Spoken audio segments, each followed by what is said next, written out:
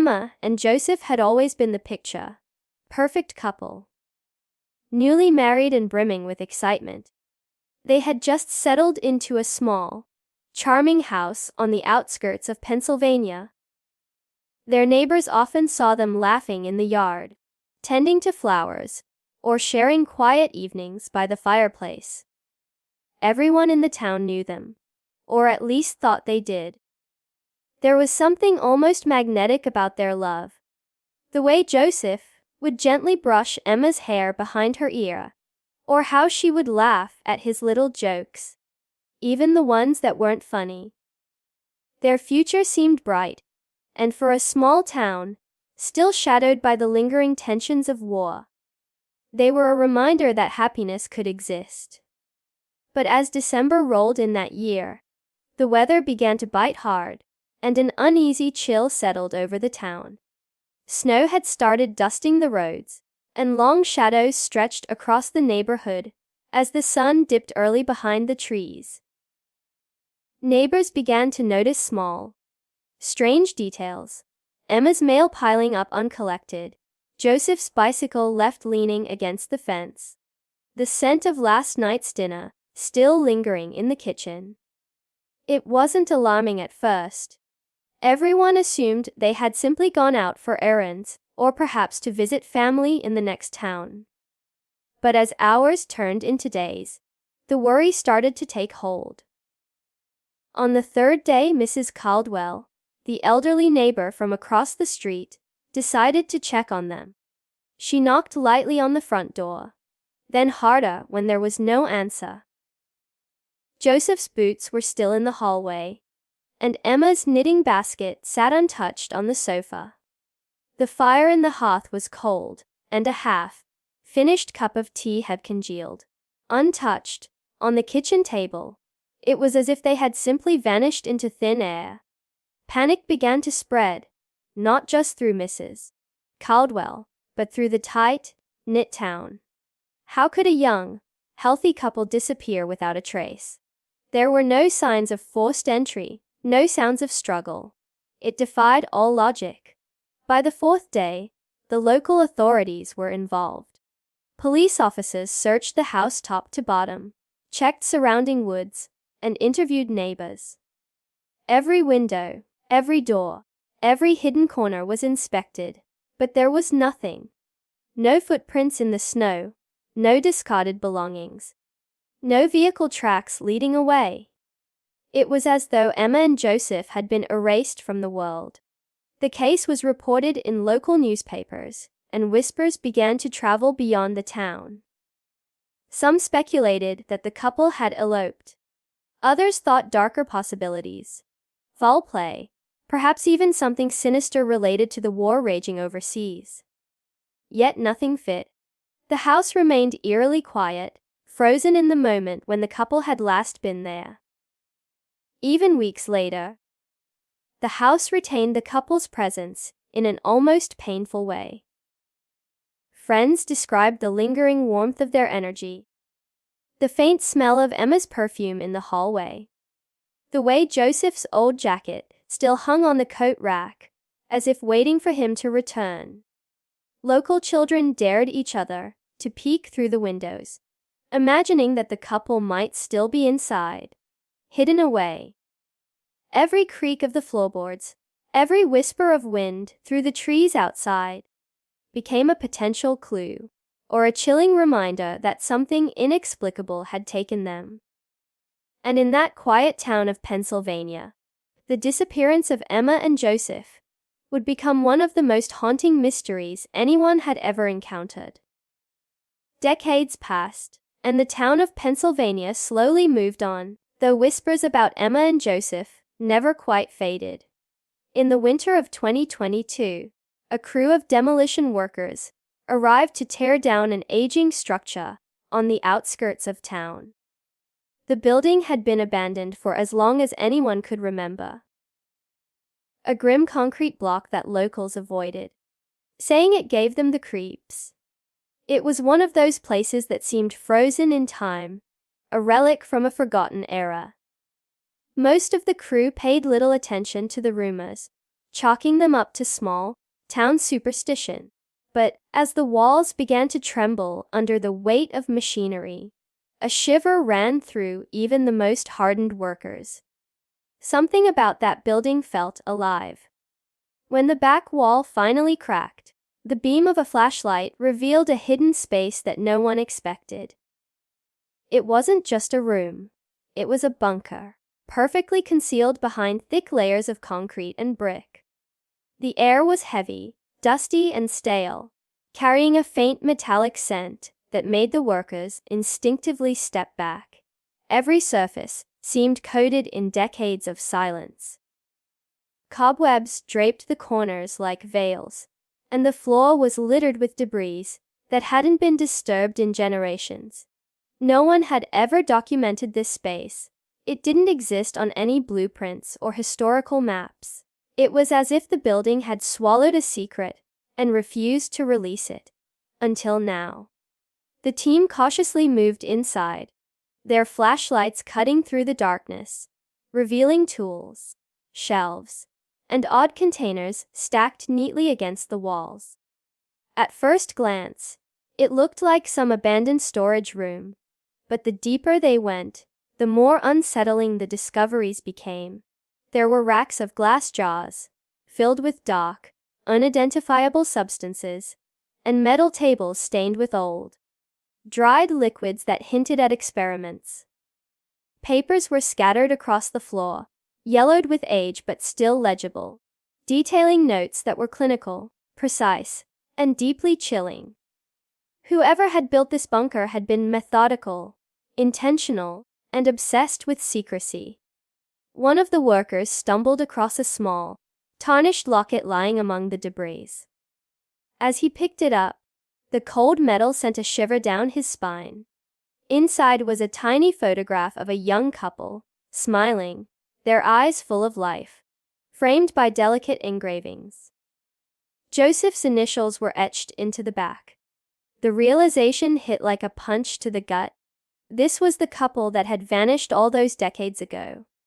Suddenly, the bunker was no longer just an abandoned space. It was a shrine to a mystery that had haunted the town for nearly 80 years. The workers exchanged uneasy glances, realizing that what they had uncovered was far bigger and far darker than anyone could have imagined. As the investigators arrived to document the discovery, a strange sense of presence filled the bunker. Even seasoned police officers and forensic specialists whispered nervously about the feeling of being watched. Footsteps echoed faintly through empty corridors, and shadows shifted in ways that didn't align with the flickering lights. Every corner seemed to hold a secret, every surface a clue to the unspeakable events that had transpired there. The hidden bunker, untouched for decades, had become a time capsule of fear, obsession, and tragedy. And as the team began to piece together the clues, it became clear that Emma and Joseph's story was about to unravel in ways no one could have anticipated. As the investigators carefully combed through the bunker, the full extent of what had occurred inside began to reveal itself. The shelves were lined with rows of glass jars, each containing strange, preserved specimens, their shapes barely recognizable in the yellowed, murky liquid. Some were human tissues, others were unidentifiable. Twisted remnants of experiments gone horribly wrong. A low hum of unease ran through the team, each member feeling the weight of decades of hidden horror. Notes scrawled across yellowed pages described procedures with meticulous detail, dates, times, and the subjects' responses. But the tone was disturbingly cold, almost clinical, with no hint of remorse or empathy. Among the scattered papers, investigators discovered maps and diagrams marking different rooms and compartments of the bunker. Each room seemed designed for a specific purpose: observation, containment, experimentation. In the margins were lists of names, some crossed out, others highlighted in faint pencil. It was immediately clear.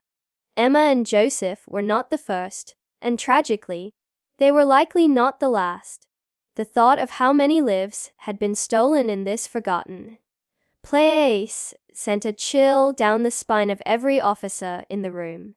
The air felt heavier, as if the walls themselves were pressing in, holding on to the echoes of long, forgotten screams. It was when they found the locket that the emotional weight became unbearable. Nestled in a corner, covered with decades of dust and grime, was Emma's locket, still intact. Inside, the tiny photograph of her smiling face seemed impossibly alive, a stark contrast to the cold, clinical environment surrounding it.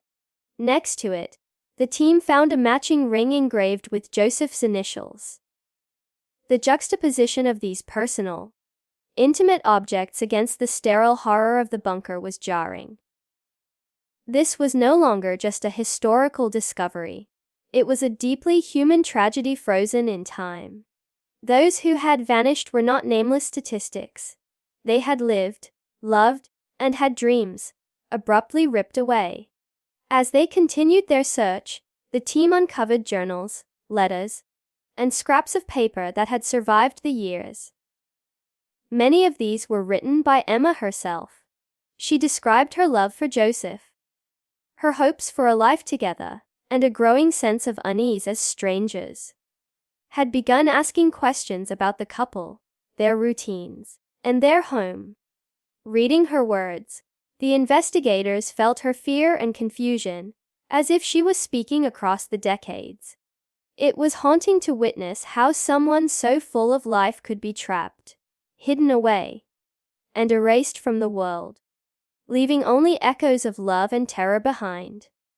Every discovery deepened the sense of dread.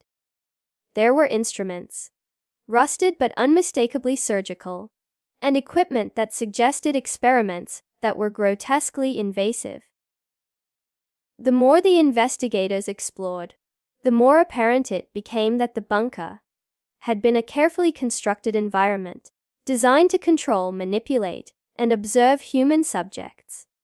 The walls seemed to close in, carrying the weight of the atrocities committed inside.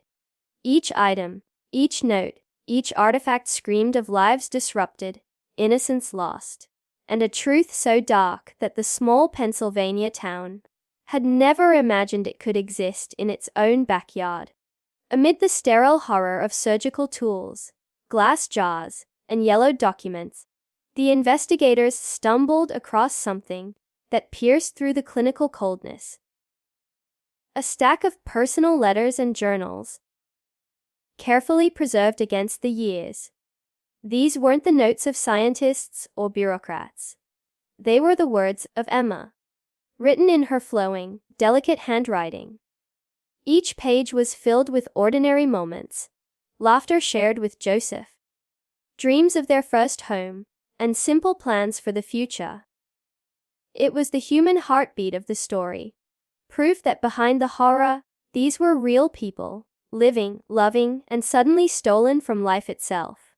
One journal entry, dated just weeks before their disappearance, detailed a seemingly ordinary day that ended with a chilling unease. Emma wrote about a pair of strangers who had appeared near their home, asking curious questions about the couple's habits. She described how Joseph had reassured her, joking that perhaps it was the excitement of the season. Yet her words carried a thread of anxiety, a premonition that something wasn't right. Reading it, the investigators could almost hear her voice, feel her apprehension. For the first time, this wasn't just a historical case. It was an intimate connection to two lives, disrupted by a force beyond understanding.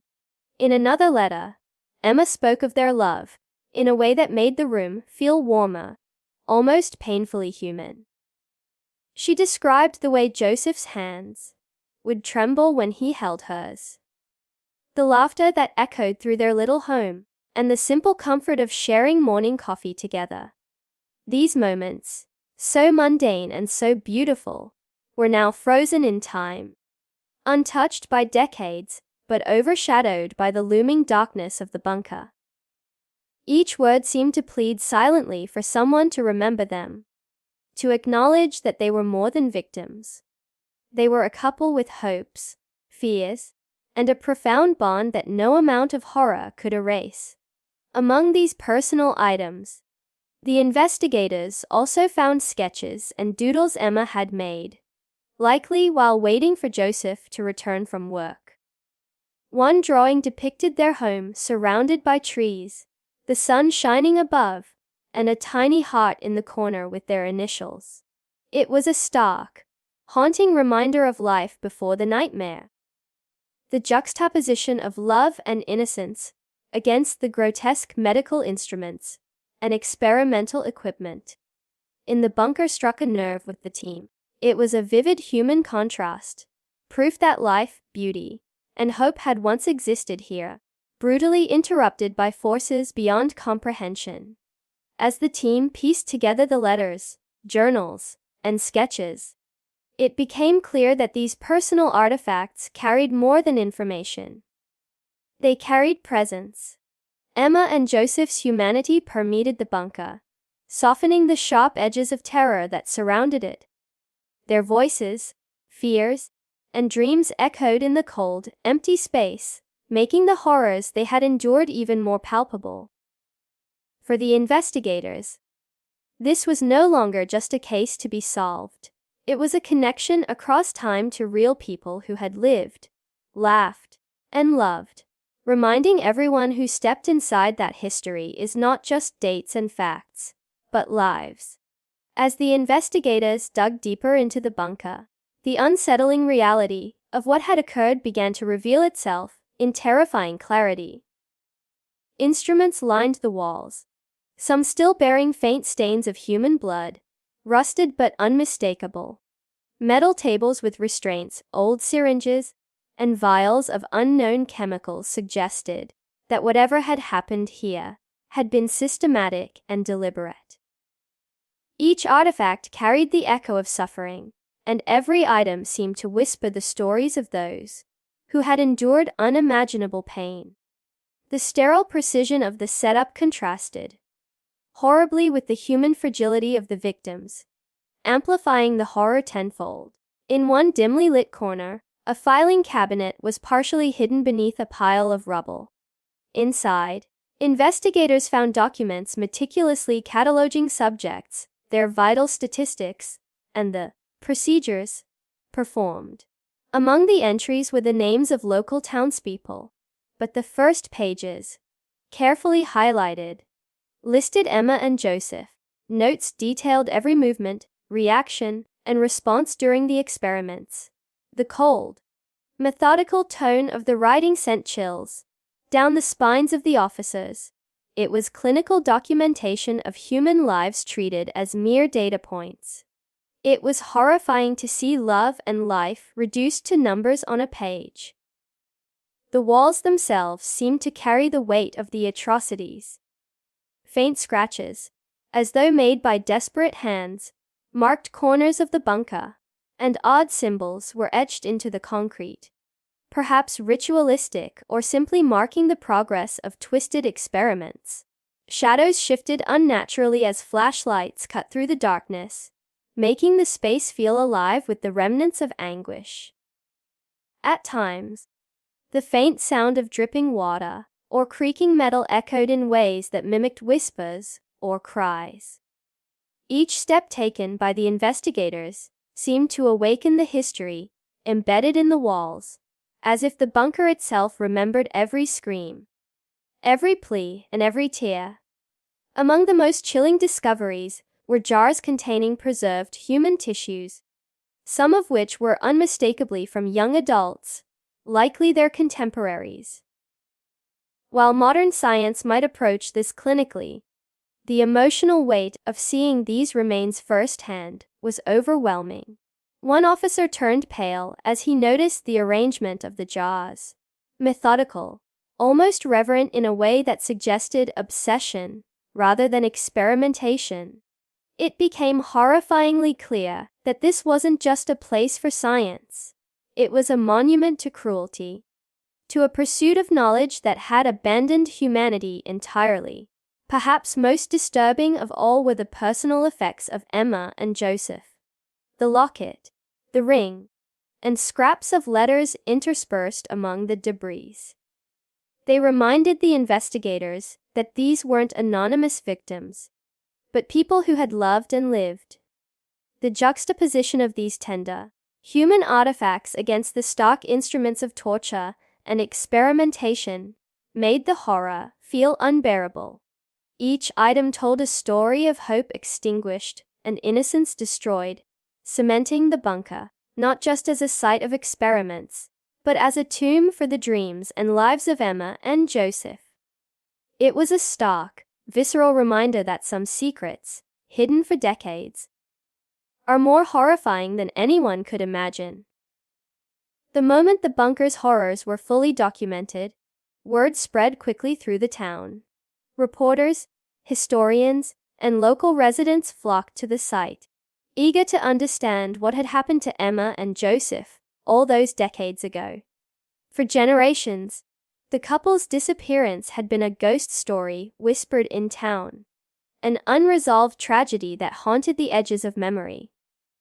But now, tangible evidence lay before everyone, unearthing the truth that had remained buried for nearly 80 years. People felt a mixture of fascination and grief, realizing that the idyllic couple they had imagined as lost to mystery were victims of something far darker than anyone had imagined. When the investigators returned the personal artifacts, Emma's locket, Joseph's engraved ring, and her handwritten letters, to surviving family members, the reactions were deeply emotional. Tears streamed freely as the weight of decades, long uncertainty lifted, replaced by the tangible confirmation of their loved one's fate. One elderly niece clutched Emma's locket to her chest, whispering softly as though speaking to her aunt across the years. The locket, once a small token of love, had become a bridge between the present and the past, a proof that Emma and Joseph had existed, had loved, and had suffered together. For the first time, the families could grieve properly, acknowledging the depth of their loss. Local townspeople, many of whom had grown up hearing the story as a whispered legend, felt a strange mixture of relief and horror. Relief, because the mystery was finally solved. Horror, because the details were more disturbing than anyone had ever imagined.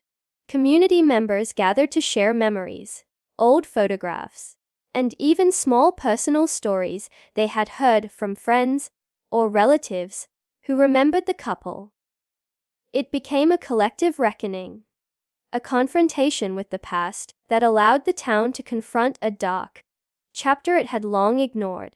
In the silence of the town hall, every listener could feel the human cost of secrets left unspoken for decades. Even for the investigators, the experience was transformative. Those who had approached the case, expecting a simple historical mystery, were instead confronted with the profound human consequences of obsession, cruelty, and hidden evil. Reading Emma's journals, handling her personal effects, and witnessing the remnants of the bunker's experiments left a lasting impression. They weren't just uncovering history.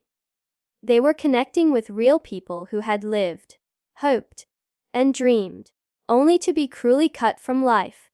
The bunker, with all its darkness, became a stark reminder of why human stories matter, even decades after the fact. Amid the documentation and interviews, one of the more personal discoveries resonated deeply. A small stack of envelopes sealed but untouched, addressed to Emma and Joseph's families. Inside were letters Emma had written during her captivity, never sent, never read, full of love, fear, and longing. The words brought tears to everyone who read them, detailing small acts of courage and hope in the face of unimaginable terror. They were a final testament to the couple's humanity, a reminder that even in the darkest circumstances, human emotion and resilience endure. The letters gave everyone a way to connect with Emma and Joseph, not just as victims of a horrific experiment, but as people who had loved and lived, whose voices, finally, could be heard across the decades. Just as the investigators were preparing to leave the bunker, a faint scratch on the wall caught one officer's eye. At first, it seemed like nothing more than damage from demolition, but as he adjusted his flashlight, a pattern became clear. 2 initials, E+J, were etched carefully into the concrete, surrounded by a small, almost childlike heart. The lines were uneven, suggesting they had been carved in haste, but they were unmistakably deliberate. For a moment, the team froze, feeling a chill run down their spines. It was almost as if Emma and Joseph had somehow left a final message, a signature in the darkness to mark their presence and defy the decades of silence. As the team examined the surrounding walls, more subtle markings came into view. Tiny scratches, faint handprints, and symbols etched so lightly that they were almost invisible. These traces were scattered throughout the bunker, hidden in corners and under rubble, as if the couple had tried to leave signs of life for anyone who might one day find them. The realization hit hard. This wasn't just a crime scene or a relic of a dark past. It was a space imbued with the lingering spirit of those who had suffered within its walls. Every mark told a story of survival, hope, and defiance, a human echo that persisted despite decades of abandonment. Among the debris, investigators also noticed something that made their hearts pound. A photograph had been tucked behind a loose brick, yellowed and fragile, yet perfectly preserved. It showed a young couple smiling, holding hands, the unmistakable faces of Emma and Joseph. But there was something unnatural about it. Their eyes seemed to gleam in the dim light, almost as if they were aware of the present, almost as if they were watching the investigators right now. A silence fell over the room, heavy and suffocating, as if the air itself held its breath. No one spoke. They only stared, feeling the weight of a presence that defied reason. The more the team explored, the more the bunker seemed alive, with subtle signs of lingering consciousness. Items previously untouched appeared to have shifted slightly, personal effects laid out differently than when first discovered. A faint, almost imperceptible whisper seemed to drift through the air, indistinguishable but undeniably there.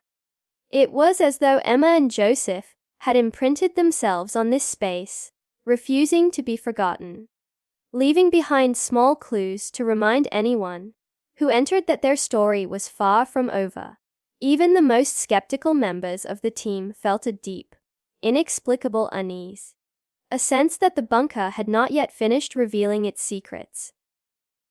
Then, in the corner of the main chamber, a final detail stopped everyone cold. A small, faded calendar from 1944 hung crookedly on the wall, its pages torn. But on the final date, December 10th, the couple had scrawled a simple note. We'll find you, if you look. It was cryptic, almost playful, yet profoundly unsettling.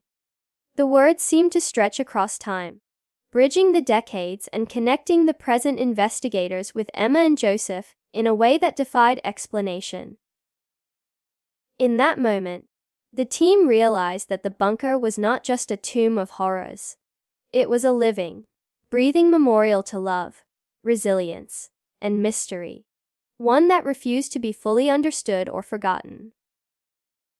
As the investigators finally stepped out of the bunker, the air outside felt different, crisp, almost as if the decades of darkness had lifted slightly.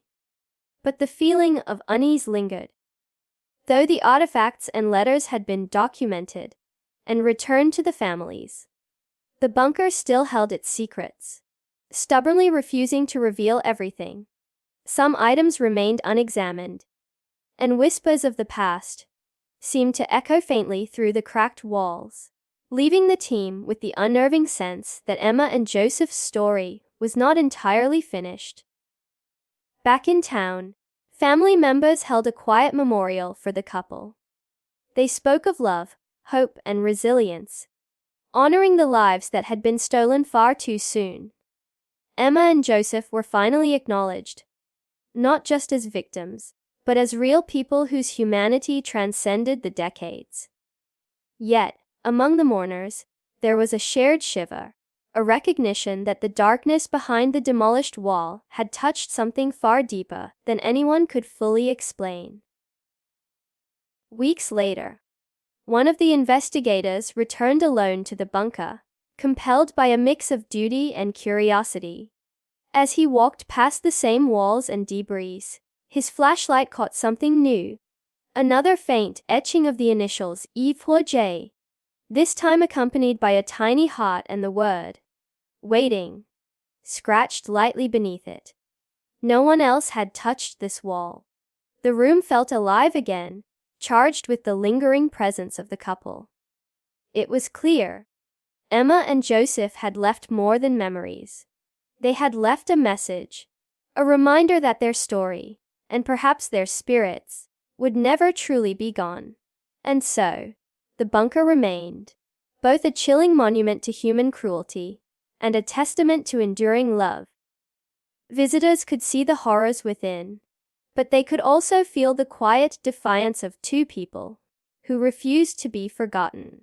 Time had passed, decades had gone by, yet their presence lingered, etched in walls, in letters, and in hearts. For anyone who dared to uncover the story, one thing was certain: some mysteries never truly end, and some lives, no matter how tragically cut short, leave a mark that time itself cannot erase. If you liked this video, don't forget to hit that like button, share it with your friends, and drop your thoughts in the comments below. Most importantly, subscribe and hit the bell icon so the next secret finds you first.